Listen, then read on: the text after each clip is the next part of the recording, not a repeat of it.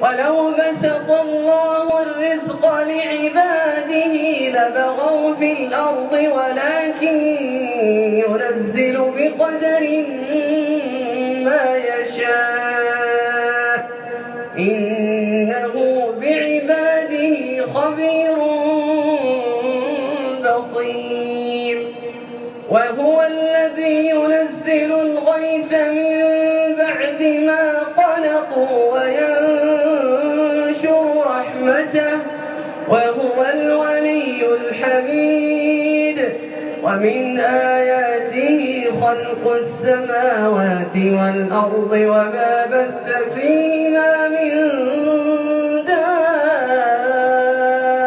دابة وهو على جمعهم إذا يشاء